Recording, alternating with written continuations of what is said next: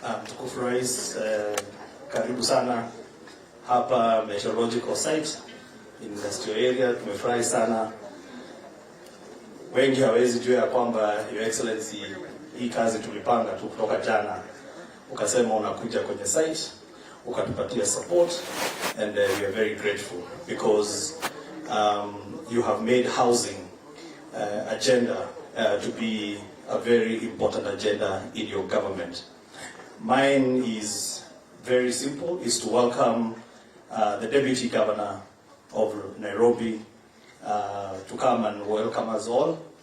Thank you so much, Governor. Karibu.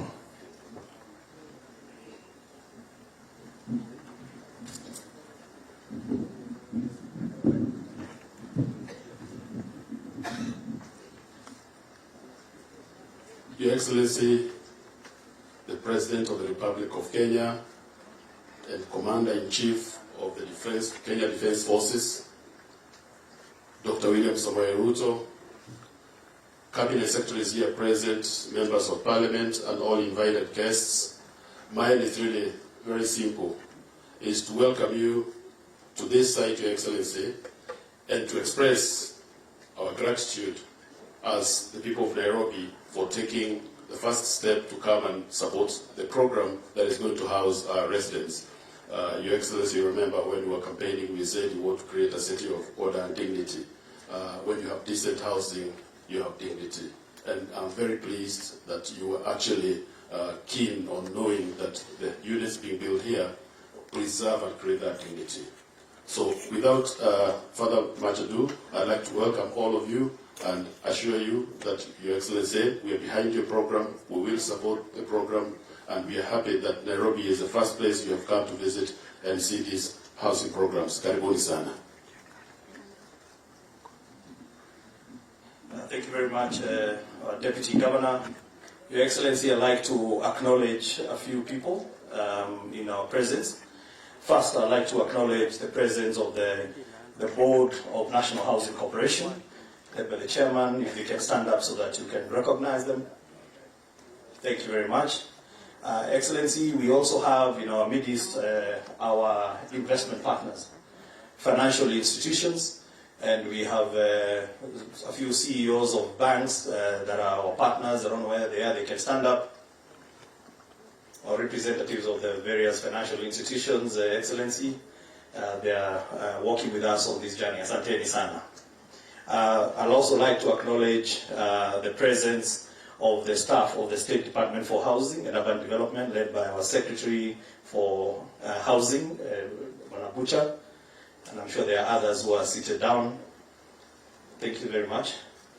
Excellency, we also have the NSSF, who is the main investor. We will, the CES will be speaking on behalf of the NSSF, but with this opportunity, I'd like to ask the managing trustee and the staff of NSSF. I don't know where they are, where the contractors are. We have got Infinity there, we have got Pini, and we've got Vajani. Then we also have the contractors who are doing the housing. We have Vajani, and we have EPCO, and they're all local, Excellency. I'd also like to acknowledge the presence of my fellow PSS colleagues, PS Muragori and the rest of the PSs that we had invited, Your Excellency, PS Toom and the rest of the PSs and PS Enosh, they're here. If I don't acknowledge you, I'll take this opportunity. Yes, and of course, Your Excellency, we have got members of Parliament who are key partners on this journey, so I'd like to ask all the members of Parliament here present to stand up. Thank you very much for honoring the invitation. Asante sana. And then, of course, members of the County Assembly. There are members of the County Assembly. Thank you very much, Your Excellency. You can see there are very many from Nairobi who have accompanied you this afternoon. I may not be able to acknowledge everybody, Your Excellency, but for all those who came here, we'd like to say thank you very much for taking time under very short notice. Thank you so much. I would like to take this opportunity, Your Excellency, now to invite our CS for Labor, CS Chilgui, to come and make his remarks.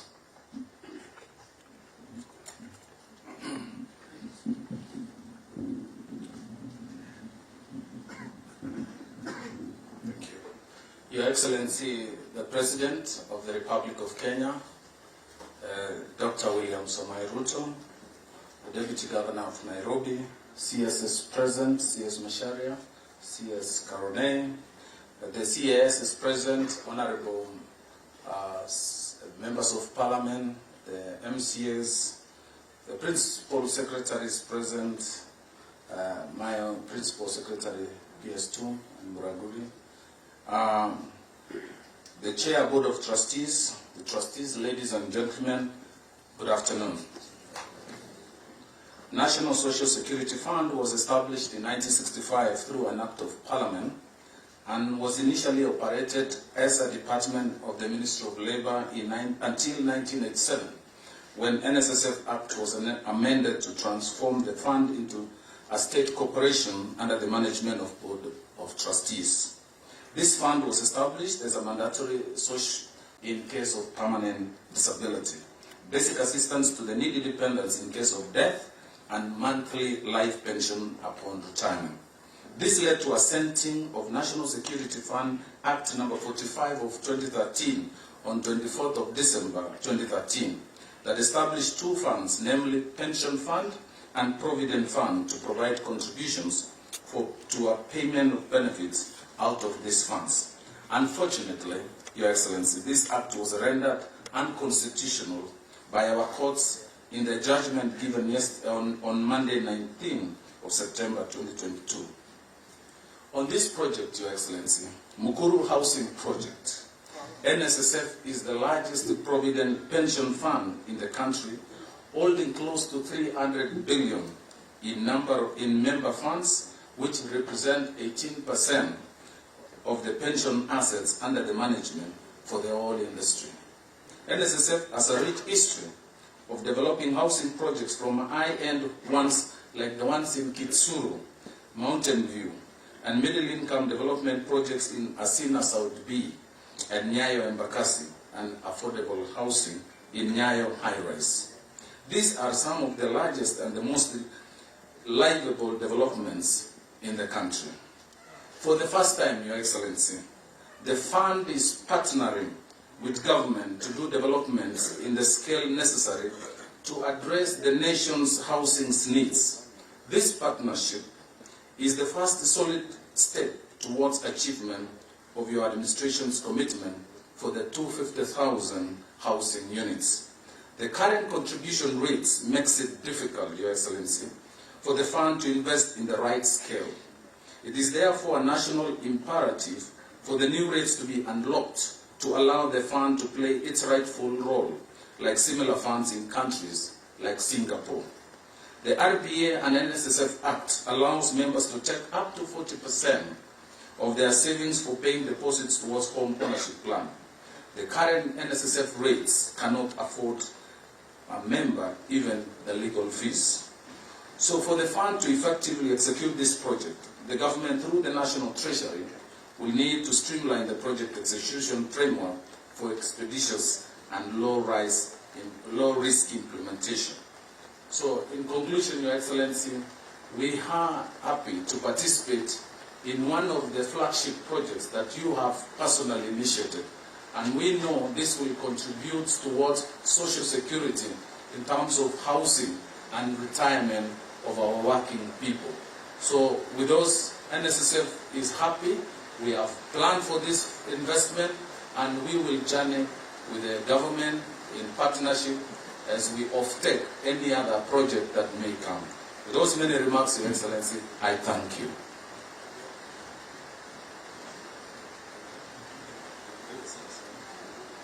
Your Excellency, with your permission, allow me to invite my colleague, CS Ministry of Infrastructure, Works, Housing, to come and address the Congression.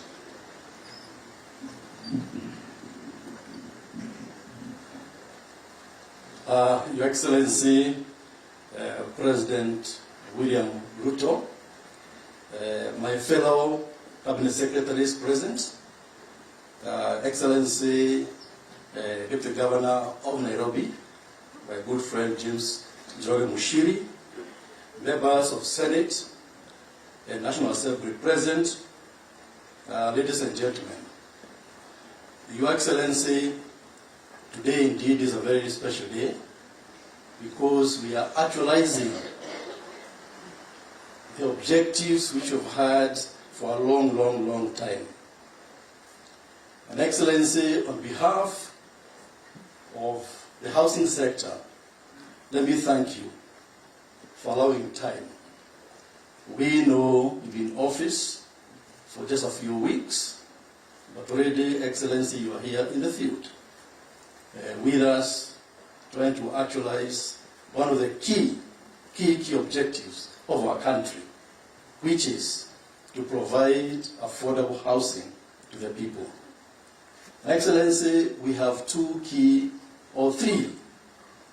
key challenges when it comes to providing affordable house care and housing. One of them, Excellency, is land.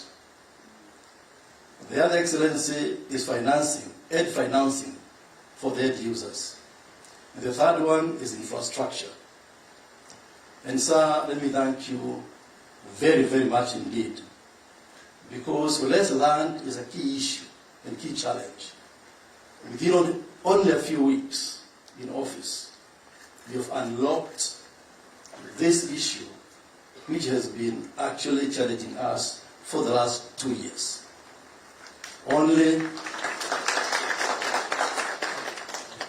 You only got inaugurated, Excellency, 13th of September. It's only about 3 weeks. And here we are on a very key issue. Today, NSSF, the investor on this site, can proceed because you have unlocked one of the key issues which have been facing us. That requires political leadership. And Excellency, if you look globally, countries which have succeeded in this particular segment of housing, they have had the benefit of having political leadership at highest level.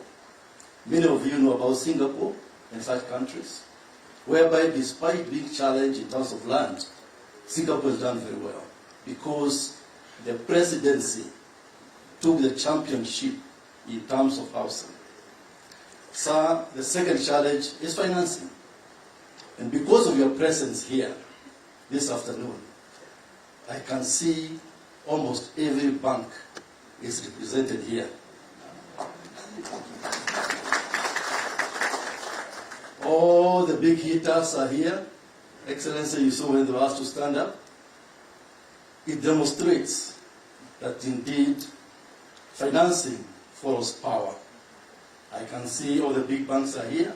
I don't want to mention them by name. They know themselves. And so, Excellency, today if you asked them to leave checks behind to say they are supporting this project, Excellency, we shall be having a surplus this afternoon.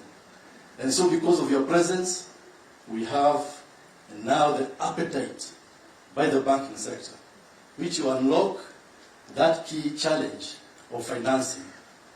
And through the Kenya Refinance Mortgage Company, we shall also have more success in terms of financing affordable mortgages.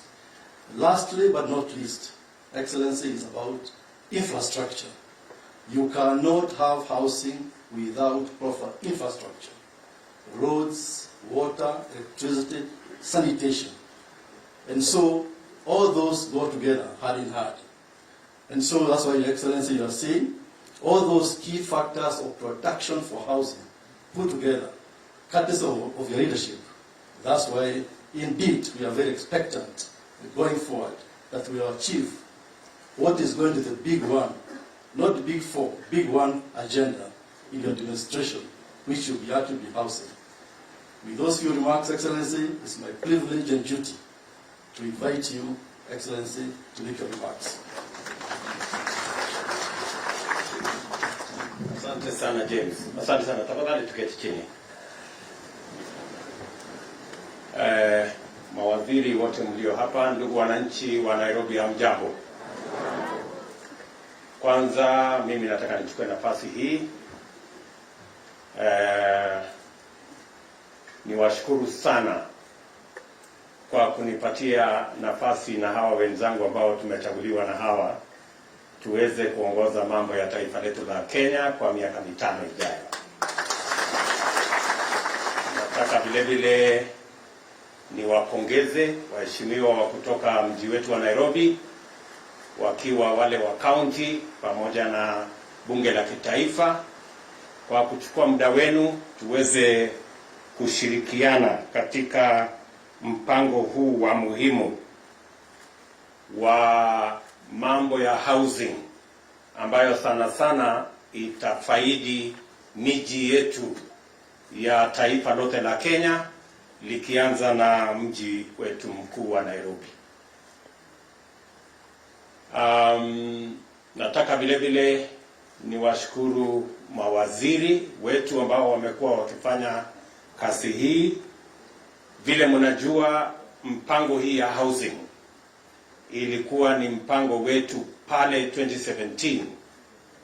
Kati ya mpango ile tulikuwa nayo ya Big Four, one of the Big Four items was housing. I know a lot has gone into preparing for that program, and unfortunately we didn't manage to have a clear rollout of matters housing the last 5 years. I want to commit that in the last campaign, housing was a very big part of the political discussion that we had as a country. And it was a discussion on both sides of the divide. And because it was a discussion on both sides of the divide, I am looking forward to all of us working together from both sides so that we can implement this plan for the benefit of the people of Kenya. As you are aware, this whole plan was premised on a couple of things that we needed to sort out. First is to make sure that there is land that is available.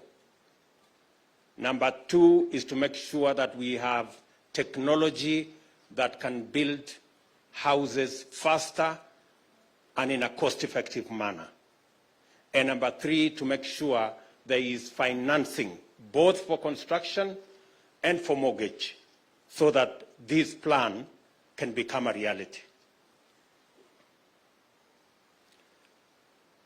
A couple of things have been done.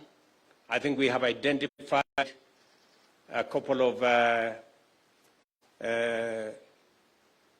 pieces of land that we can implement this program.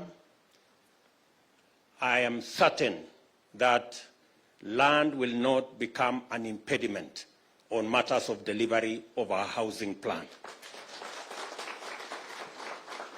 We will work with the cities, we will work with the counties so that we can make land available for this plan, the housing agenda, so that we can provide better shelter for our people.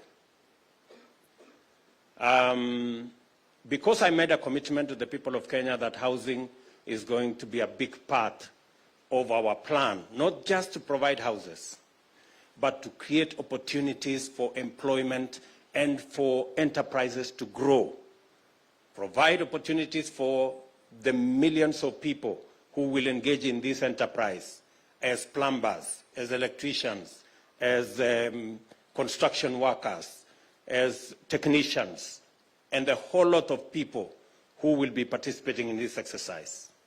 We intend also to grow enterprises, the people who will make for us doors, the people who will make for us windows, hinges, and all the other construction products that will be required for us to complete these houses, including windows, window sills, and everything else that will come along.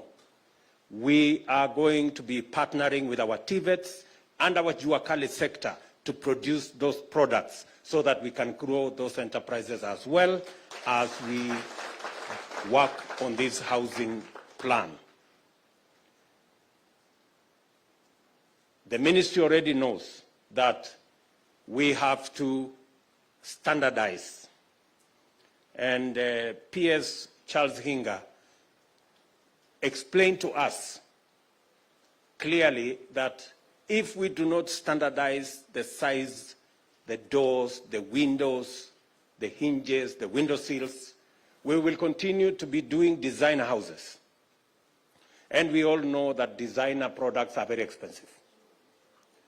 So we have to choose whether we want to do designer stuff or we want to standardize and be able to produce these products, whether they are windows, whether they are doors, window sills, and all the other products en masse, by making sure that in Kenya it should be known that a window is this size, a door is this size, hinges are this size, and that way we can provide for mass production of these products so that we can reduce the cost of these products. If they are produced en masse, we leverage on the economies of scale and be able to produce at a cheaper price and therefore reduce the cost of construction of our houses for the benefit of those who want to own these homes.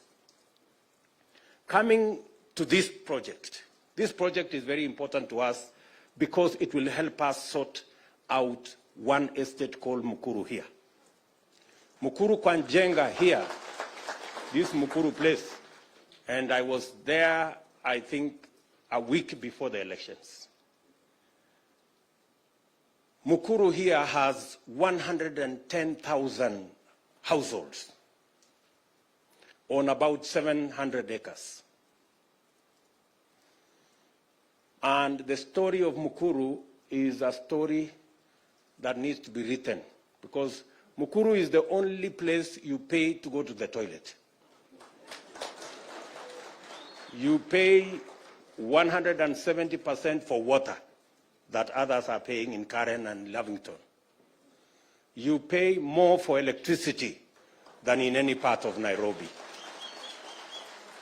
And yet, these are the people who are the bottom of the pyramid. So, this project, the first priority of this project is to get the people living in Mukuru to come and live here.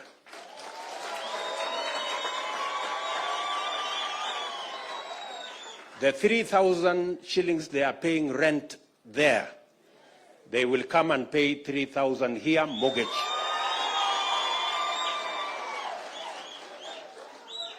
Najua wakati nilikuwa pale Mukuru, niliwaambia wakati huo ya kwamba ile rent mnalipa tutaibadilisha iwe mortgage. Ili ukilipa hii nyumba hapa, hiyo 3,000, baada ya miaka 20 hiyo nyumba inakuwa yako.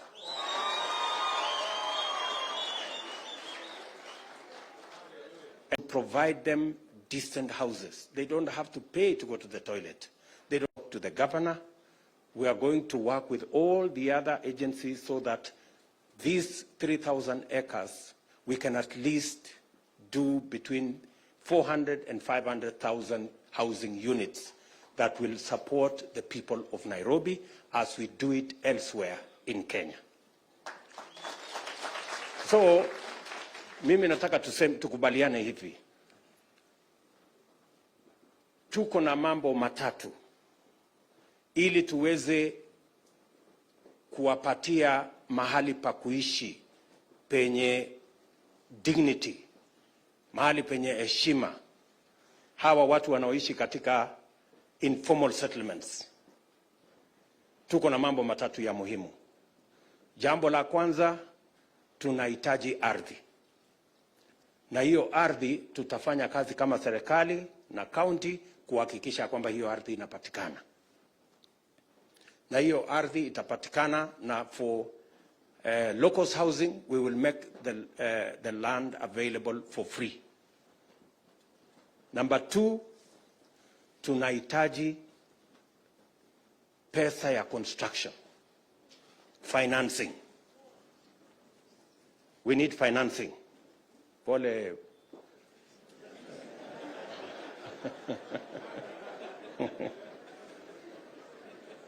We need financing that can support us to get finances at affordable rates for us to be able to do these projects. The private sector already has come through. We have commitments from different developers who are ready to construct that are looking like what is a 1-bedroom, 2-bedroom, and the rest of the infrastructure that are required. And then finally, we need an offtake plan. When the houses are complete, we need a mortgage system that is going to enable the people paying 3,000 shillings to pay for 15 years, to pay for 20 years, and own the houses finally. We are going to do the first two. I want to ask my good people, the legislators, nyinyi wabunge, na waomba tu kitu kimoja, munisaidie. Rata mpaka haikufaulu. We are going to bring it back to Parliament. And I want to ask my good members of Parliament, it is the opportunity. In fact, the Housing Fund will give the government of Kenya the leverage to make sure that we can raise the money to provide mortgage for the ordinary people in Mukuru and every other part of Kenya to own a home. Please, good people, it's not too much to ask from those hustlers. It is not too much to ask. Now waomba waheshimiwa, tafadhali. Yeah, now waomba.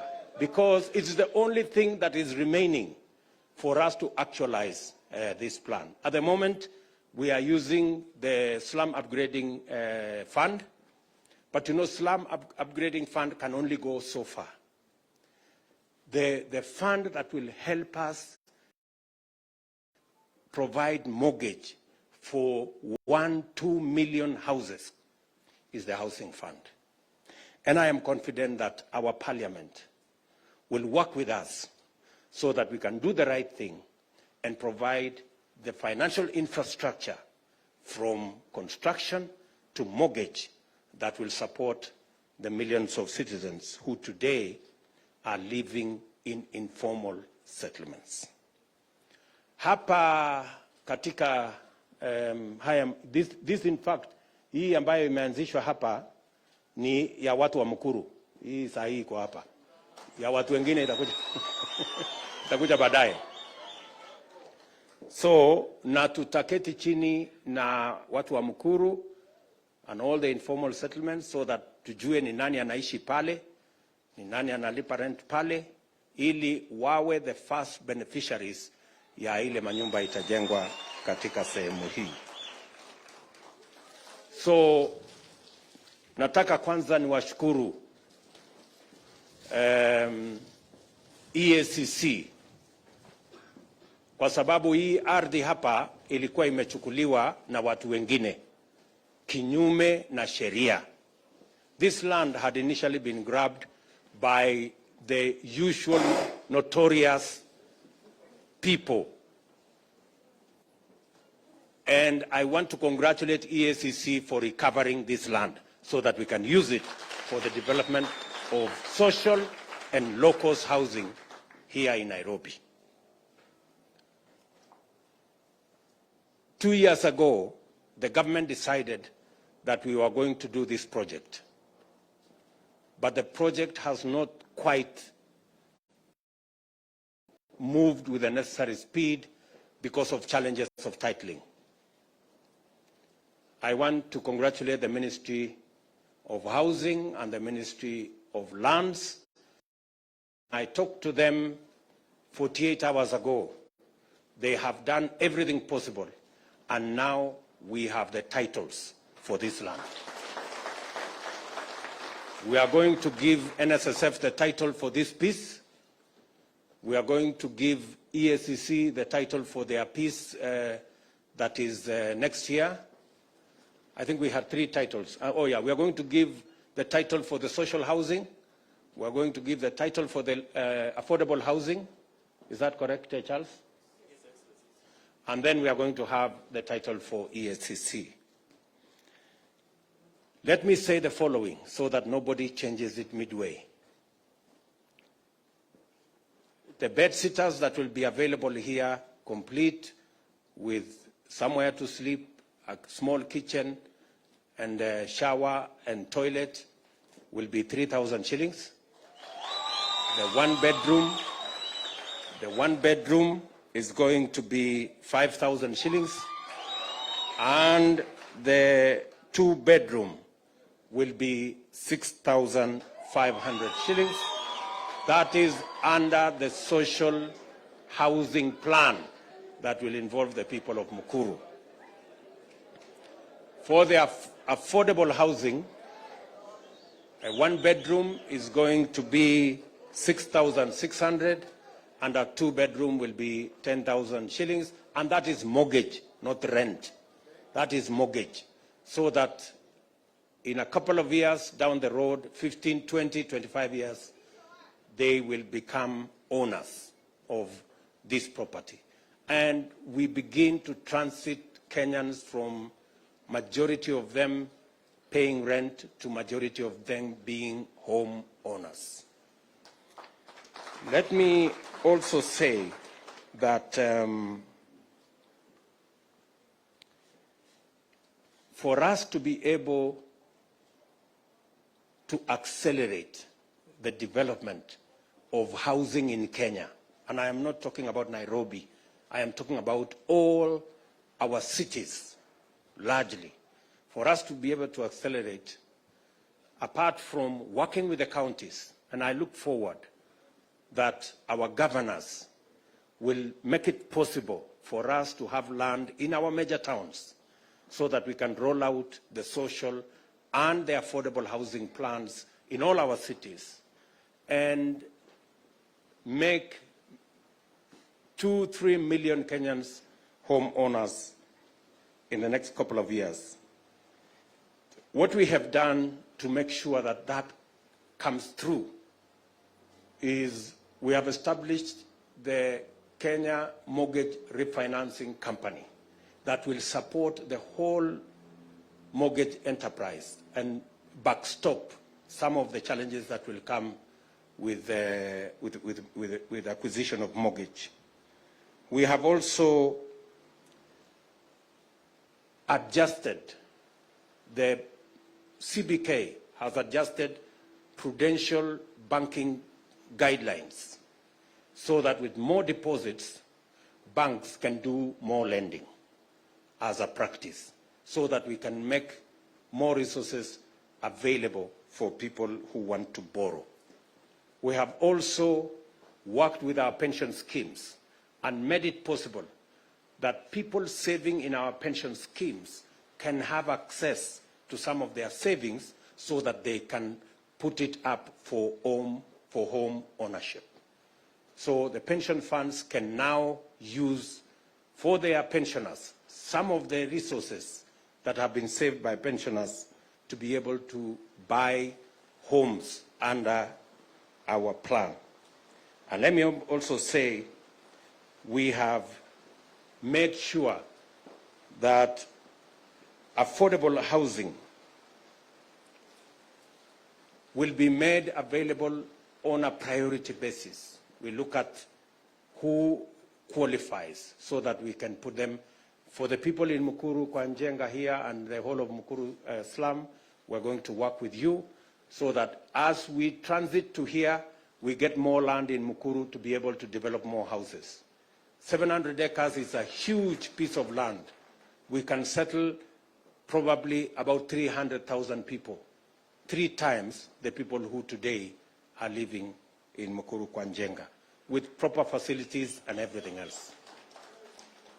I have also told the ministry that this facility here, as it will be the case in all the others, this facility must have enough markets, it must have enough schools, it must have enough facilities for clinics and a proper hospital, so that the people who will be living here, because we will be talking about probably 14,000 houses in this land, which means we will have between maybe 40,000 people living here. All the children of the people who will be living here, we must have a school here where the children will go to school. We must have a hospital here. We must have a clinic here, which can make this whole wholesome and be able to.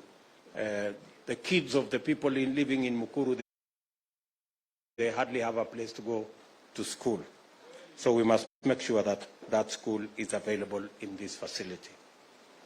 So with those many remarks, next week or the week after, I will be coming to Kibra. Bwana Mheshimiwa, nitakuwa huko. Kwa sababu hiyo mpango yote ya Kibra hiyo lazima tubadilishe. The slum upgrading program is beginning, and we want to make sure that the people of Kibra stop flying toilets. They can live like decent Nairobians as well. The whole of that Eastlands, we already have a plan. So nyinyi waheshimiwa, mimi niko tayari kushirikiana pamoja na nyinyi. Nimewaomba tu kitu kimoja, munipitishie housing fund, hiyo ingine nitafanya tafadhali. Na hawa watu wametupigia kura, watafurahi. Sasa wacha nichukue nafasi hii, kwa sababu nilikubaliana na Wizara ya Ardhi, na mumesikia ya kwamba saa zingine kuwa na matatizo, kwa sababu kuprocess mambo ya ardhi saa zingine inachukua muda.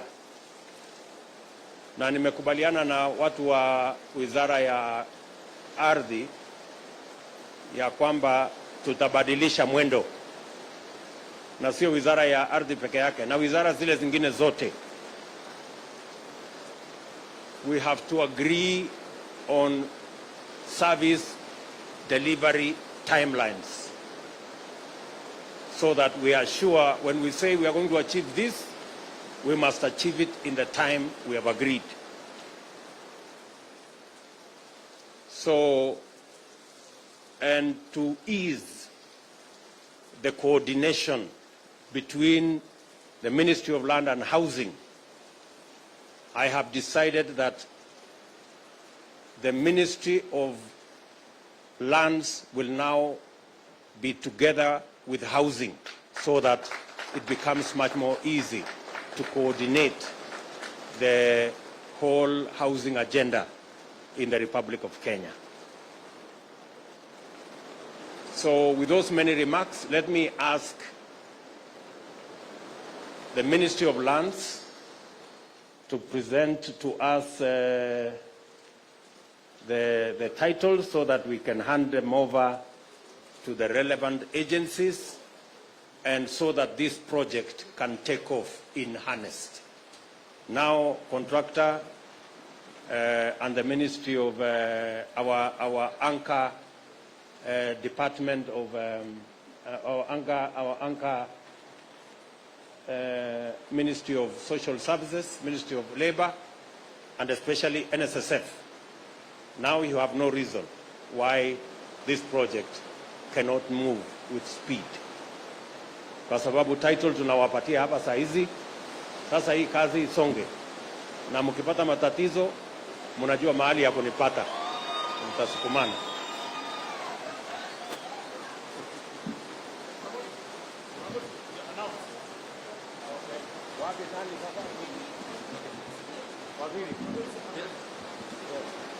The first title is going to State Department of Housing.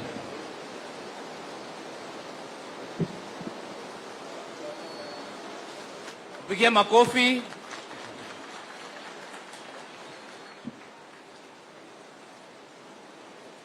Ya pili pia inaenda State Department of Housing.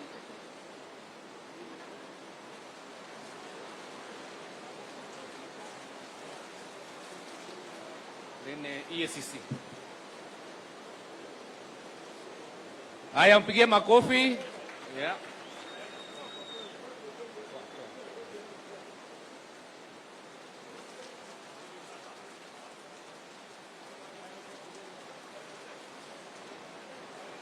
It's okay. Just stay there.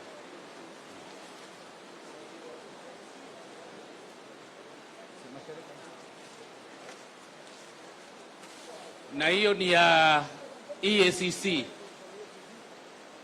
Maybe CS infrastructure can pick.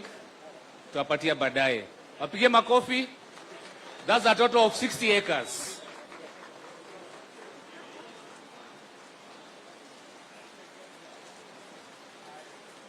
Thank you.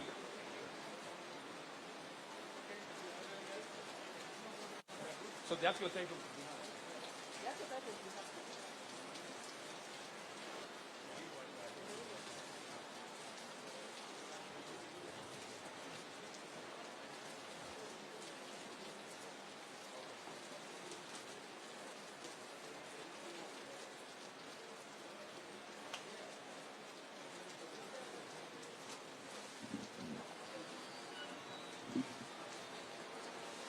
Asante, tunashukuru sana Mheshimiwa Rais kwa kupata nafasi fauka ya baraka ya mvua. Lakini kwa sasa ninaomba kwa heshima tafadhali sote tuweze kusimama kwa minajili ya wimbo wa taifa. Tusimame na tutulie kwa